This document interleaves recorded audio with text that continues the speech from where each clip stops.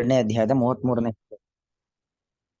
ಅಥ ಚೇತ್ತ್ವಂ ಇಮಂ ಧರ್ಮ್ಯಂ ಸಂಗ್ರಾಮಂ ನ ಕರಿಷ್ಯಸಿ ತತಃ ಸ್ವಧರ್ಮಂ ಕೀರ್ತಿಂ ಚ ಹಿತ್ವಾ ಪಾಪಂ ಅವಾಪ್ಸ್ಯಸಿ. ಅಥ ಚೇತ್ ತ್ವಂ ಇಮಂ ಧರ್ಮ್ಯಂ ಸಂಗ್ರಾಮಂ ನ ಕರಿಷ್ಯಸಿ ತತಃ ಸ್ವಧರ್ಮಂ ಕೀರ್ತಿಂ ಚ ಹಿತ್ವಾ ಪಾಪಂ ಅವಾಪ್ಸ್ಯಸಿ. ಅಂದ್ರೆ ನಾವು 30 ಶ್ಲೋಕದವರೆಗೂ ಒಂದು ರೀತಿಯ ಕೃಷ್ಣನ ಸಮರ್ಥನೆಯನ್ನ ನೋಡಿದ್ದೇವೆ. ಆತ್ಮನ ಬಗ್ಗೆ ಅಂದ್ರೆ ಅಧ್ಯಾತ್ಮ ವಿಚಾರಗಳನ್ನ ಮಾತಾಡಿರ್ತಕ್ಕಂಥ ಕೃಷ್ಣ ತದನಂತರ 31ನೇ ಶ್ಲೋಕದಿಂದ ಶುರು ಮಾಡಿಕೊಂಡು ಲೌಕಿಕ ವಿಚಾರಗಳ ಬಗ್ಗೆ ಮಾತಾಡ್ತಾ ಇದ್ದಾನೆ. ಅಂದ್ರೆ ನಾವು ಇದು ಈ ಸೂಕ್ಷ್ಮ ಗಮನಿಸ್ತಾ ಹೋದ್ರೆ ಏನೇ ಒಂದು ನಾವು ಕೆಲಸ ಮಾಡೋದು ಅಥವಾ ಮಾಡದೇ ಇರೋದು, ಮಾತನಾಡೋದು ಆಡದೇ ಇರೋದು, ಒಂದು ಘಟನೆಯಲ್ಲಿ ನಾವು ಭಾಗವಹಿಸೋದು ಭಾಗವಹಿಸದೇ ಇರೋದು, ಅದನ್ನ 2 ಹಿನ್ನೆಲೆಗಳಲ್ಲಿ ನಾವು ಆಲೋಚನೆ ಮಾಡಬೇಕಾಗತ್ತೆ. ಇದರಿಂದ ನನಗೆ ಪುಣ್ಯ ಬರುತ್ತೋ ಪಾಪ ಬರುತ್ತೋ, ಅದಕ್ಕೆಲ್ಲ ಅಧ್ಯಾತ್ಮ ವಿಚಾರ ಅಂತ ಕರೆಯೋದು. ಅಂದ್ರೆ ಆಧ್ಯಾತ್ಮಿಕವಾಗಿಯೂ ನಾವು ಅದರನ್ನ ಆಲೋಚನೆ ಮಾಡಬೇಕು. ನಾನು ಮಾಡ್ತಾ ಇರೋದು ಪುಣ್ಯ ಬರುವ ಕೆಲಸನೋ ಪಾಪ ಬರುವಂತ ಕೆಲಸನೋ, ಒಳ್ಳೇದೋ ಕೆಟ್ಟದ್ದೋ ಅನ್ನೋದು ಒಂದು ಕಡೆ ಆದ್ರೆ, ಇನ್ನೊಂದು ಲೌಕಿಕವಾಗಿ ನನಗೆ ಈ ಕೆಲಸದಿಂದ ನನ್ನ ಜನಸಮುದಾಯದ ಮಧ್ಯದಲ್ಲಿ ನನಗೆ ಕೀರ್ತಿ ಬರುತ್ತೋ ಅಥವಾ ನನ್ನ ಕೀರ್ತಿ ಹಾಳಾಗಿ ಅಪಕೀರ್ತಿ ಬರುತ್ತೋ, ಎರಡೂ ನಿಟ್ಟಿನಲ್ಲಿ ಆಲೋಚನೆಯನ್ನ ಮಾಡಿ ನಾವು ಮುಂದುವರಿಬೇಕು. ಇದು ಕ್ರಮ. ಯಾವುದೇ ಒಂದು ಮಾತಾಡಬೇಕಾಗಬಹುದು, ಯಾವುದೇ ಕೆಲಸದಲ್ಲಿ ನಾವು ಭಾಗವಹಿಸೋದಾಗಬಹುದು, ಅಥವಾ ಒಂದರಿಂದ ಹಿಂದಕ್ಕೆ ಬರೋದಿರ್ಬೋದು, ಏನೇ ಆದ್ರೂ ಕೂಡ ಎರಡೂ ನಿಟ್ಟಿನಲ್ಲಿ ಆಲೋಚನೆ ಮಾಡಬೇಕು. ಒಂದು ಆಧ್ಯಾತ್ಮಿಕವಾದ ಪ್ರಜ್ಞೆ ಇರಬೇಕು, ಲೌಕಿಕವಾದ ಪ್ರಜ್ಞೆ ಇರಬೇಕು. ಎರಡೂ ಸರಿಯಾಗಬೇಕು. ಎರಡಕ್ಕೂ ಉತ್ತರ ಸಿಗುವಂತ ರೀತಿಯಲ್ಲಿ ಎರಡೂ ದೃಷ್ಟಿಯಿಂದ, ಲೌಕಿಕ ದೃಷ್ಟಿ ಮತ್ತು ಆಧ್ಯಾತ್ಮಿಕ ದೃಷ್ಟಿಯಿಂದ ನೋಡಿದಾಗ ನಮ್ಮ ಕೆಲಸ ಅದು ಉತ್ತಮವಾಗಿರಬೇಕು. ಅಂತಹ ಒಂದು ಪ್ರವೃತ್ತಿಯನ್ನು ನಾವು ಮಾಡಬೇಕು ಅನ್ಲಿಕ್ಕೋಸ್ಕರ ಕೃಷ್ಣ ಎರಡೆರಡು ರೀತಿಯಲ್ಲಿ ಉತ್ತರವನ್ನ ಕೊಡ್ತಾ ಇರೋದು. ಆ 30ನೇ ಶ್ಲೋಕದವರೆಗೆ ಬಂದದ್ದು ಆತ್ಮನ ಬಗ್ಗೆ, ಆತ್ಮನಿತ್ಯತ್ವದ ಬಗ್ಗೆ ಒಂದು ವಿಚಾರವನ್ನ ಮಾಡಿ, ದುಃಖ ಪಡಬೇಕಾಗಿಲ್ಲ, ಯುದ್ಧ ಮಾಡುವಂತ ಒಂದು ಹೇಳಿದ್ರೆ, ಅದರಿಂದ ಈಚೆ 31ನೇ ಶ್ಲೋಕದಿಂದಾಗಿ ನೀನು ಯುದ್ಧ ವಿಮುಖನಾದರೆ, ಯುದ್ಧವನ್ನ ಕೈಚಲ್ಲಿ ಕೂತರೆ ನಿನಗೆ ಲೋಕದಲ್ಲಿ ಆಗುವ ತೊಂದರೆ ಏನು? ಇದ್ದಷ್ಟು ದಿವಸ ನೀನು ಯಾವ ರೀತಿಯಾಗಿರ್ತಕ್ಕಂಥ ಸಂಕಷ್ಟಗಳನ್ನ ಎದುರಿಸಬೇಕಾಗತ್ತೆ, ಈ ಎಲ್ಲಾ ವಿಚಾರಗಳನ್ನ ಭಗವಂತ ಇಲ್ಲಿ ನಿರೂಪಣೆಯನ್ನ ಮಾಡ್ತಾ ಇದ್ದಾನೆ. ಅಥ ತ್ವಂ ಇಮಂ ಧರ್ಮ್ಯಂ ಸಂಗ್ರಾಮಂ ನ ಕರಿಷ್ಯಸಿ ಚೇತ್. ಅಥ ಅಂದ್ರೆ ಇನ್ನೊಂದು ರೀತಿಯಲ್ಲಿ ನೋಡೋದಾದ್ರೆ, ಅಂದ್ರೆ ಒಂದು ಸ್ವರ್ಗದ್ವಾರಂ ಅಪಾವೃತಂ, ತೆರೆದಿಟ್ಟ ಸ್ವರ್ಗದ ಬಾಗಿಲು, ಸುಖಿನಃ ಕ್ಷತ್ರಿಯಾಃ ಪಾರ್ಥ ಲಭಂತೆ ಯುದ್ಧಮೀದೃಶಂ ಅಂತ. ಯಾರು ಪುಣ್ಯಶಾಲಿಗಳಾಗಿರತಕ್ಕಂಥ ಕ್ಷತ್ರಿಯರು ಅವರು ಮಾತ್ರ ಇಂತಹ ಯುದ್ಧವನ್ನ ಬಯಸುವಂತದ್ದು. ಮತ್ತಾರು ಕೂಡ ಇಂತಹ ಯುದ್ಧವನ್ನ ಬಯಸೋದಿಲ್ಲ ಅಥವಾ ಸಿಗೋದಿಲ್ಲ. ಪುಣ್ಯಶಾಲಿಗಳಾಗಿರತಕ್ಕಂಥ ಕ್ಷತ್ರಿಯರಿಗೆ ಸಿಗುವಂತದ್ದು ಅನ್ನೋದು ಒಂದು ರೀತಿಯಲ್ಲಿ ಹೇಳಿದ್ರೆ, ಇನ್ನೊಂದು ನಿಟ್ಟಿನಲ್ಲಿ ನೋಡೋದಾದರೂ ಕೂಡ ಈ ಒಂದು ಸಂಗ್ರಾಮ ಇದೇನಿದು ಸಂಗ್ರಾಮ, ಇದು ಅಧರ್ಮದ ವಿರುದ್ಧವಾಗಿ ಹೋರಾಡುವಂತ ಒಂದು ಮಹಾನ್ ಕಾರ್ಯ. ಇದೊಂದು ಭಗವಂತನ ಆರಾಧನೆ. ಸಂಗ್ರಾಮ ಇದೊಂದು ಯುದ್ಧ. ಸಂಗ್ರಾಮ ಶಬ್ದಕ್ಕೆ ಯುದ್ಧ ಅಂತ ಅರ್ಥ. ಈ ಇಮಂ ಸಂಗ್ರಾಮಂ, ಈ ಧರ್ಮಯುದ್ಧ, ಈ ಧರ್ಮಯುದ್ಧವನ್ನ ನೀನು ಮಾಡಿಲ್ಲ ಅಂತ ಆದ್ರೆ, ಧರ್ಮ ಯುದ್ಧದಿಂದ ನೀನು ಹಿಂದಕ್ಕೆ ಸರಿದರೆ ಅದರಿಂದ ಏನ್ ತೊಂದರೆ ಅಂದ್ರೆ, ಸ್ವಧರ್ಮಂ ಕೀರ್ತಿಂ ಚ ಹಿತ್ವ. ಸ್ವಧರ್ಮ, ಕೃಷ್ಣನೇ ಮುಂದೆ ಒಂದು ಮಾತು ಹೇಳ್ತಾನೆ, ಸ್ವಧರ್ಮೇ ನಿಧನಂ ಶ್ರೇಯ ಪರಧರ್ಮೋ ಭಯಾವಹ ಅನ್ನೋದು ಭಗವಂತ ಮುಂದೆ ಆಡತಕ್ಕಂಥ ಒಂದು ಮಾತು. ಸ್ವಧರ್ಮೇ ನಿಧನಂ ಶ್ರೇಯ.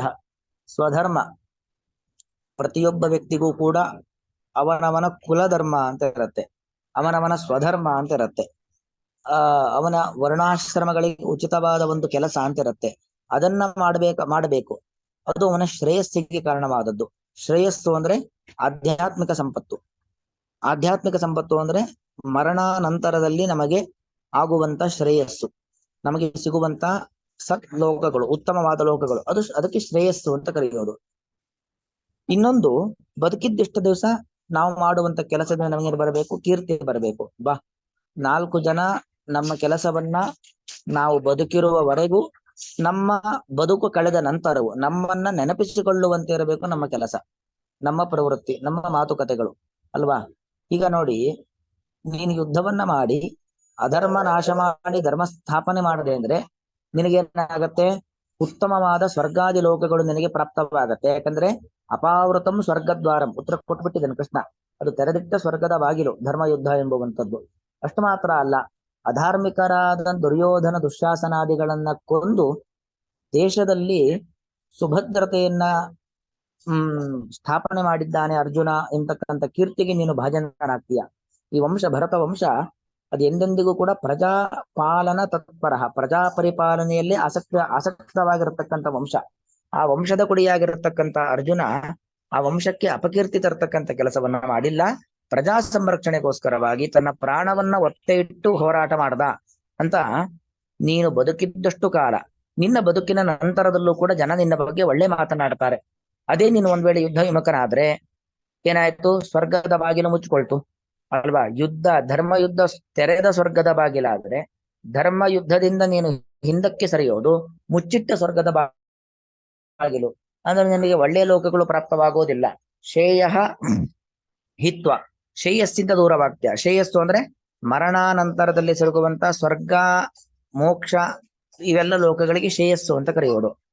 ಇನ್ನು ಕೀರ್ತಿ, ಅದು ಬದುಕಿದ್ದಷ್ಟು ದಿವಸ ಮತ್ತು ನಮ್ಮ ಅಗಲುವಿಕೆಯ ನಂತರ ನಮ್ಮ ದೇಹ ಹೋದರೂ ಕೂಡ ನಮ್ಮ ಮಕ್ಕಳು ಮೊಮ್ಮಕ್ಕಳಿಗೆ ಗೊತ್ತಾಗುವಂತೆ, ನಮ್ಮ ಮುಂದಿನ ಪರಂಪರೆಗೆ ಗೊತ್ತಾಗುವಂತೆ 4 ಜನ ನಮ್ಮ ಬಗ್ಗೆ ಆಡುವಂತ ಮಾತು, ಅದು ಕೀರ್ತಿ. ಅದೆರಡು ನಿನಗೆ ಸಿಗತ್ತೆ. ಆದ್ರೆ ಎರಡರಿಂದಲೂ ಕೂಡ ನೀನು ಹಿತ್ವ. ಅಷ್ಟು ಮಾತ್ರ ಅಲ್ಲ, ಎರಡರಿಂದ ನಷ್ಟನಾಗ್ತೀಯ. ಸಿಗಬೇಕಾದ ಸ್ವರ್ಗ ಸಿಗೋದಿಲ್ಲ, ನಿನಗೆ ಕೀರ್ತಿ ಬರೋದಿಲ್ಲ. ಅಷ್ಟು ಮಾತ್ರ ಅಲ್ಲ, ಪಾಪಂ ಅವಾಪ್ಸ್ಯಸಿ, ಪಾಪ ಕೂಡ ಬರುತ್ತೆ. ಯಾಕೆ? ಅವರವರ ಸ್ವಧರ್ಮವನ್ನ ಮಾಡುವಂಥದ್ದು ಕರ್ತವ್ಯ.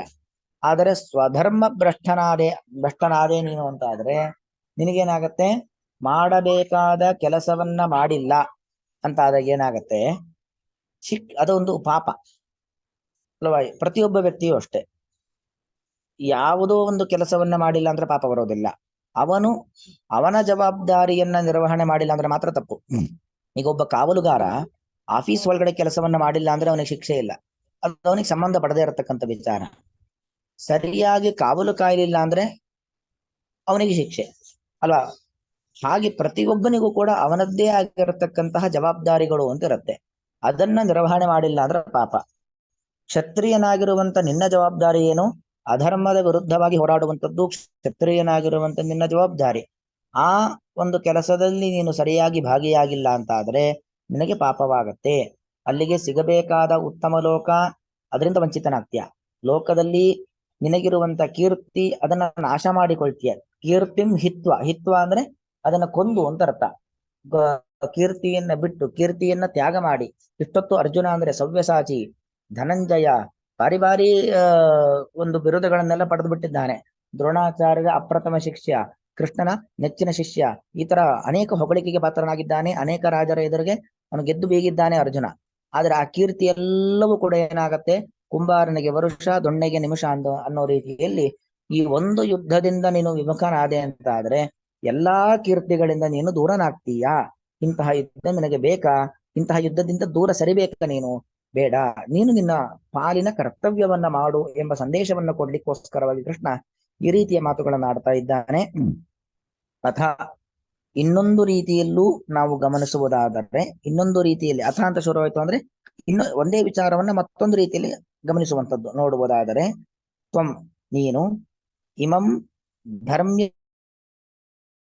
ಧರ್ಮಸ್ಥಾಪನೆಯ ಈ ಒಂದು ಸಂಗ್ರಾಮವನ್ನು ನಕರಿಷ್ಯಸಿ ಚೇತ್, ಮಾಡುವುದಿಲ್ಲವಾದರೆ, ಅಂದ್ರೆ ಈ ಒಂದು ಧರ್ಮಯುದ್ಧವನ್ನು ನೀನು ಮಾಡುವುದಿಲ್ಲವಾದರೆ, ತತಃ, ತತಃ ಅಂದ್ರೆ ತದನಂತರ ಈ ಧರ್ಮಯುದ್ಧವನ್ನ ಪರಿತ್ಯಾಗ ಮಾಡುವುದರಿಂದಾಗಿ ಸ್ವಧರ್ಮಂ ಕೀರ್ತಿಂಚ ಹಿತ್ವ, ಸ್ವಧರ್ಮ ಏನು ನಿನ್ನ ಸ್ವಧರ್ಮ ಅಂತಿರತ್ತೆ ಅದನ್ನ ನೀನು ಬಿಟ್ಟವನಾಗಿ, ಕೀರ್ತಿಂಚ ಹಿತ್ವ, ಸ್ವಧರ್ಮಂ ಹಿತ್ವ, ಸ್ವಧರ್ಮವನ್ನ ಬಿಟ್ಟು, ಕೀರ್ತಿಂಚ ಹಿತ್ವ, ನೀನು ನಿನ್ನಗೆ ಸಿಗಬೇಕಾಗಿರ್ತಕ್ಕಂತಹ ಕೀರ್ತಿ, ಆ ಕೀರ್ತಿಯನ್ನೂ ಬಿಟ್ಟವನಾಗಿ, ಪಾಪಂ ಅವಾಪ್ಸ್ಯಸಿ, ಪಾಪವನ್ನೇ ಹೊಂದುತ್ತೀಯ. ಯಾವುದೇ ಒಂದು ವ್ಯಕ್ತಿ ಈ ಕೆಲಸದಿಂದ ನನಗೆ ಪುಣ್ಯ ಬರುತ್ತೆ ಅಂತ ಆದ್ರೆ ಆ ಕೆಲಸವನ್ನ ಮಾಡ್ಲಿಕ್ಕೆ ಇಷ್ಟಪಡ್ತಾನೆ.